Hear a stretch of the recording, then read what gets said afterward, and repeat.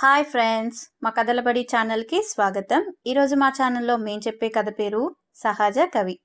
వెంకటాపురం జమీందారుకు ప్రతి సంవత్సరం వసంతోత్సవాలు జరిపి కవులను సన్మానించటం అలవాటు. ఒకసారి ఆయన అలాగే వసంతోత్సవం జరిపినప్పుడు ఆయన ఆస్థానంలో ఉన్న కవుల పిల్లలు కూడా తమ తల్లిదండ్రులతో పాటు కవితా గోష్ఠిలో పాల్గొని పద్య పఠనం చేసి జమీందారుతో పాటు సభలో ఉన్న వారందరినీ ఆహ్లాదపరిచారు.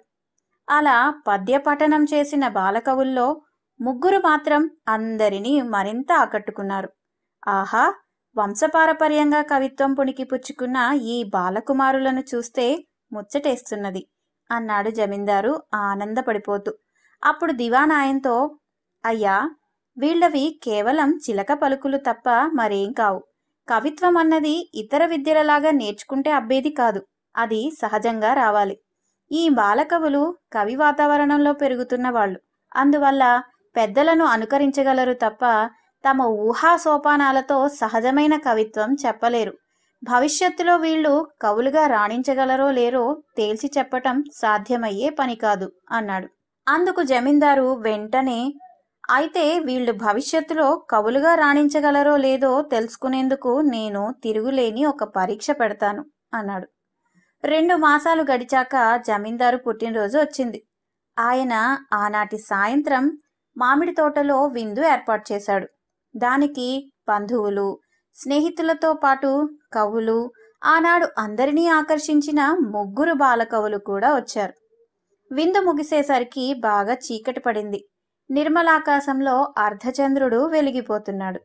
ఉన్నట్టుండి జమీందారు 3 బాలకవులను దగ్గరకు పిలిచి చెయ్యెత్తి ఆకాశంలోని అందమైన అర్ధచంద్రుణ్ణి వాళ్ళకి చూపుతూ, ఆ అర్ధచంద్రుణ్ణి చూస్తుంటే మీకేమనిపిస్తున్నది అని ప్రశ్నించాడు.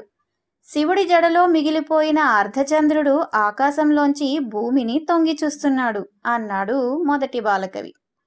జమీందారు గారు ఏర్పాటు చేసిన అద్భుతమైన దీపాల కాంతికి తన కాంతిని సగమిచ్చేశాడు అన్నాడు రెండవ బాలకవి. వాళ్ళు చేసిన ఉత్ప్రేక్షలకు జమీందారు ఆనందం పట్టలేకపోయాడు.